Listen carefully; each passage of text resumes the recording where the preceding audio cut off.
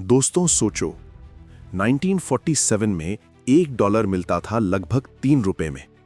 आज $1 के लिए 88-90 रुपीस देने पड़ रहे हैं। क्वेश्चन सिर्फ इतना नहीं है कि रुपी गिर क्यों रहा है। असली सवाल है, हमारी मेहनत की वैल्यू घट क्यों रही है। कभी आपने सोचा है? साल 2025 में रुपी ने नए निचले स्तर छुए, करीब 90 रुपीस पर डॉलर। हर खबर में यही चर्चा है, रुपी गिर रहा है। पर क्या इसकी कहानी इतनी सी है? नहीं। The Indian rupee has weakened closer to the $90 level. The Indian rupee has plummeted to an unprecedented low. Today, it's now. The Indian rupee slumped past the psychologically important 90 per US dollar mark on Wednesday, December 3rd, to a fresh record. Capital intensity, of our economy is actually decreasing. चलिए समझते हैं इसका इतिहास और आज के कारण। Historical background. रुपी की कहानी अलग-अलग दौरों से होकर गुजरी है। सबसे पहले याद आता है 1991 का बड़ा मोड़, जब इंडिया पर डेट का बोझ इतना बढ़ गया था कि रिजर्व बैंक ऑफ इंडिया ने 1 और 3 जुलाई 1991 को दो चरणों में करके रुपया 19-20% तक डीवैल्यू किया। तब की सरकार ने IMF के साथ बेलआउट के लिए देश के सोने को गिरवी रखना पड़ा था। एक बड़ा सदमा। इस कदम ने लिबरलाइजेशन को किक स्टार्ट किया। सोचो, ये ठीक वैसा ही था जैसे कोई फैमिली भारी क्राइसिस में हो और घर के साथ साथ EMI भी नहीं दे पा रही हो, फिर वो गोल्ड प्लेज वाला इमरजेंसी लोन लेना पड़ा। इसके बाद 1990s में रुपया धीरे धीरे गिरता रहा। एशिया के लगभग सभी करेंसीज डॉलर के मुकाबले कमजोर हुईं, लेकिन हमारे पास स्ट्रिक्ट कैपिटल कंट्रोल्स और अच्छे रिजर्व्स थे, इसलिए भारत इतना बुरी तरह प्रभावित नहीं हुआ।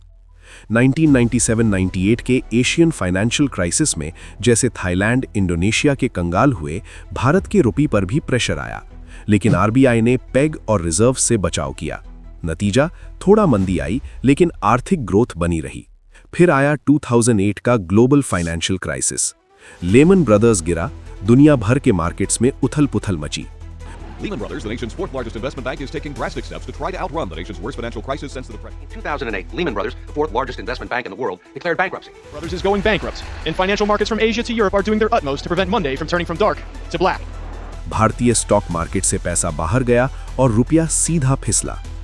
अक्टूबर 2008 में रुपी 49.26 पर डॉलर पर रिकॉर्ड लो पर आ गया, यानी एक महीने में इसी इकोनॉमी की गाड़ी दौड़कर नीचे चल निकली। सोचो, जैसे आपके पेट्रोल के बिल और घर के खाने के सामान महंगे हो गए हों, वैसे ही ऑयल, गोल्ड जैसी चीजें महंगी हुईं और रुपया कमजोर हुआ। फिर 2013 में हुआ फेड का टेपर टैंट्रम।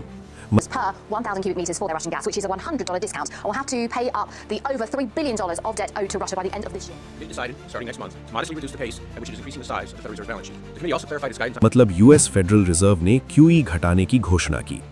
ग्लोबल इन्वेस्टर्स डर गए कि इंटरेस्ट रेट्स बढ़ेंगे। इमर्जिंग मार्केट्स, जिसमें इंडिया भी है, पैसा खींचकर वापस US भागा। भारत में रुपया फिर डुबकी लगाकर 62 रुपीस तक गिर गया, रिकॉर्ड लो।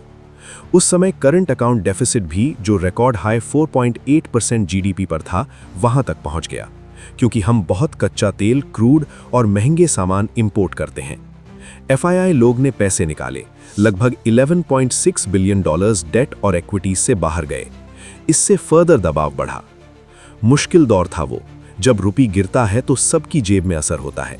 गैस और इलेक्ट्रिसिटी जैसी चीजें महंगी हो जाती हैं, विदेशी चीजों की कीमत बढ़ जाती है। फिर 2016 में डीमोनेटाइजेशन आया। To break the grip of corruption and black money, we have decided that the 500 rupee and 1000 rupee currency notes presently in use will no longer be legal tender from midnight to night. Today, backed Prime Minister Narendra Modi's 2016 notes ban in a majority judgment. 500-1000 notes बंद कर दिए गए। ये national economy shake up था, लेकिन currency value पर इसका तत्काल असर बहुत ही कम ही रहा। रुपया उस समय करीब 66-67 रुपीस के आसपास ही स्टेबल रहा। Modern causes. अब बात करते हैं आज के दिनों की। 2022 से लेकर अब तक क्या फैक्टर्स हैं जिनसे रुपया लगातार गिर रहा है? 1. US federal reserve and dollar strength. अब सबसे बड़ा global factor US federal reserve के इंटरेस्ट रेट्स और स्ट्रॉन्ग डॉलर।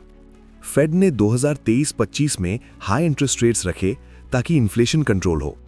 इसका सीधा effect global investors safer assets की तरफ भाग गए, जैसे US ट्रेजरी बॉन्ड्स।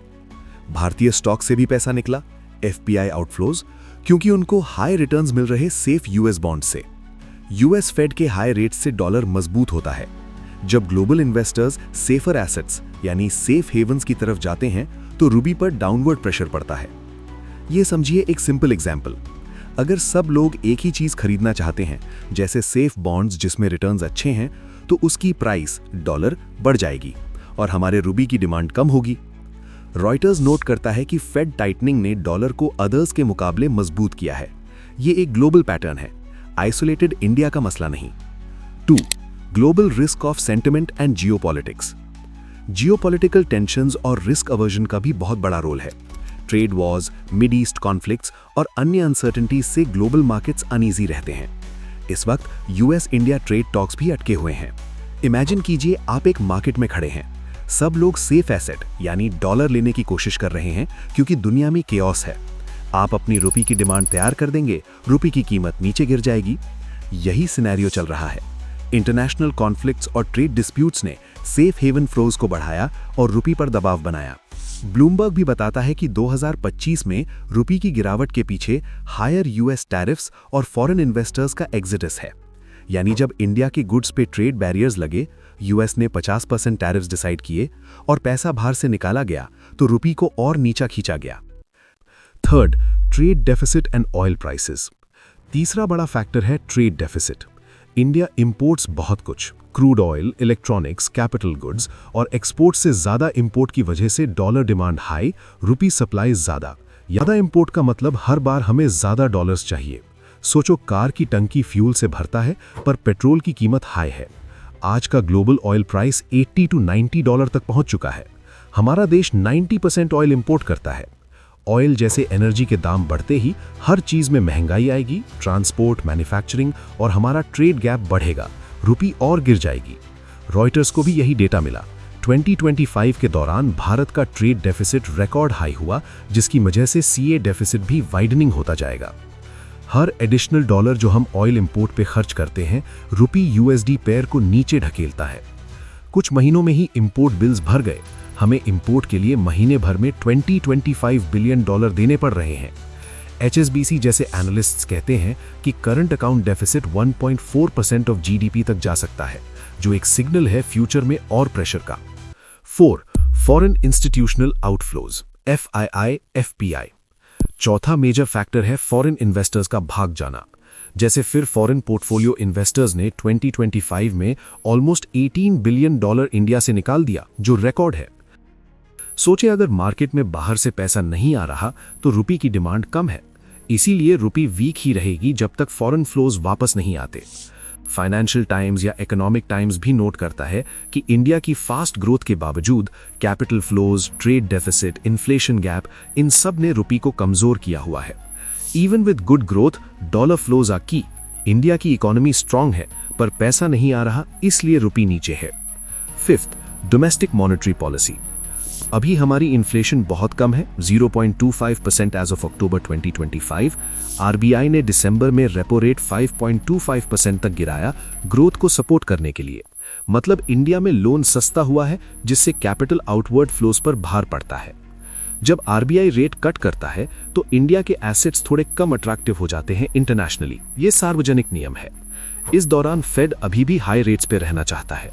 इससे इंटरेस्ट रेट डिफरेंशियल और बढ़ रहा है, डॉलर और भी मजबूत, रुपी और कमजोर। जैसे टाइम्स ऑफ इंडिया एक्सप्लेन करता है, रुपी की 6% डिप्रिसिएशन इन 2025 पॉलिसी फेलियर नहीं बल्कि मॉनेटरी इंडिपेंडेंस का नतीजा था। आरबीआई का कहना है कि we don't price level target, मतलब उनका फोकस ग्रोथ और इन्फ्लेशन पर है, ना कि रुपी के लेवल पर। इसलिए आरबीआई इंटरवीन सिर्फ मार्केट वॉलेटिलिटी के लिए करता है, परमानेंटली पेग नहीं करता। ये एक डिलिबरेट चॉइस है जिससे रुपी को फ्लेक्सिबल रहना पड़ता है। Expert opinions. काफी एक्सपर्ट्स का मानना है कि यही सब कंबाइंड फैक्टर्स रुपी गिराने का रीजन है। जैसे रॉयटर्स ने रिपोर्ट किया है, यूएस टैरिफ्स, एफआईआई आउटफ्लोज और ट्रेड स्टेलमेट ने रुपी को एशिया की सबसे वीक करेंसी बना दिया है।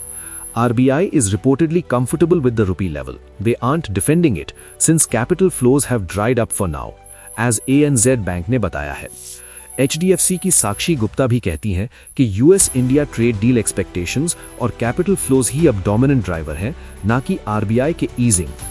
Bank advisory firms like HSBC और Citi अब देख रही हैं कि रुपी का प्लंज अब स्टॉक मार्केट में बार्गेन खोल रहा है। उनका कहना है कि 2026 में अगर ट्रेड डील अच्छा रहा तो रुपी 88-89 तक स्विंग कर सकता है। जेपी मॉर्गन जैसे एनालिस्ट्स भी इंडिया को इंप्रूव हो सकते हैं सोच रहे हैं, क्योंकि ग्रोथ अच्छे हैं, इन्फ्लेशन मैनेजेबल, बस एक स्पार्क चाहिए इन इन्वेस्टमेंट्स। कहीं एक्सपर्ट्स ये भी कह रहे हैं कि जियोपॉलिटिकल रिस्क अब ओवरस्टेटेड हो सकता है। कॉन्सिक्वेंसेस। अब बात करते हैं आम आदमी पर इन सब का क्या असर है। रुपी गिरने से एक तरफ इंपोर्ट सस्ता नहीं रहा, अब आपको पेट्रोल, गैस, दवाइयाँ, इलेक्ट्रॉनिक्स सब के लिए ज़्यादा पैसा देना पड़ेगा। ये आपकी जेब पे बोझ है। अगर आप फॉरेन ट्रैवल, स्टडी अब्रॉड या इंपोर्ट गुड्स में इंटरेस्ट रखते हैं, सब महंगा हो गया है। एक्सपोर्टर्स को थोड़ी मदद मिल सकती है क्योंकि उनकी प्रोडक्ट्स के डॉलर प्राइस गिरते नहीं। इंपोर्टर्स ने तो पहले ही अपनी कुर्बानी दे दी, जिसे CNBC कह सकते थे प्रीमियम फॉर इंपोर्टर्स अब अप है। स्टॉक मार्केट में फॉरेन सेलिंग से नर्वसनेस आ गई। सेंसेक्स, निफ्टी थोड़े डाउन हुए। बैंकिंग, IT सेक्टर्स पर एक्स्ट्रा प्रेशर। लेकिन कुछ आर्ग्यू करते हैं कि इकोनॉमी फंडामेंटल स्टिल स्ट्रांग है। ग्रोथ 6-7% है, जॉब्स बन रहे हैं, इन्फ्लेशन कंट्रोल, बस डॉलर देसी गैप को मैनेज करना है।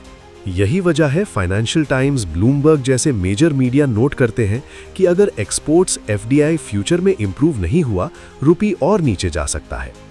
सोचो, जब आप दिन भर काम करके पैसा कमाते हो लेकिन हर महीने ज्यादा कैश कम्यूट और शॉपिंग पे लगने लगे ड्यू टू वीक रुपी, थोड़ा टेंशन तो होता ही है ना। बिल्कुल, इसलिए ये टॉपिक हर घर में चर्चा बना हुआ है। लोग YouTube और ट्विटर पे भी डिस्कस कर रहे हैं कि #रुपी फॉलिंग किस दिन खत्म होगा।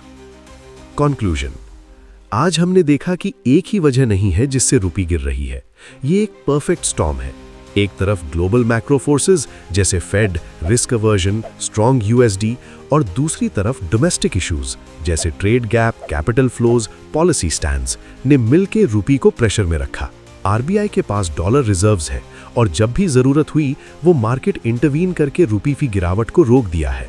अगर आगे चल के US इंडिया ट्रेड डील पक्का होता है या ऑयल प्राइसेस गिरते हैं या फेड रेट कट देता है तो बैलेंसिंग हो सकती है। एक्सपर्ट्स को उम्मीद है कि 2026 में कुछ सेक्टर वाइज रिकवरी आएगी। आखिर में ये बात याद रखनी चाहिए, the rupee has found its own level. ये मतलब इकोनॉमी चलती रहेगी पर करेंसी मार्केट में नए इक्विलिब्रियम आते रहेंगे। हमें तो बस इस न्यूज साइकिल को धैर्य से देखते रहना है, क्योंकि मार्केट साइकिल चेंज हो सकता है और फिर रुपी स्ट्रेंथन भी हो सकती है।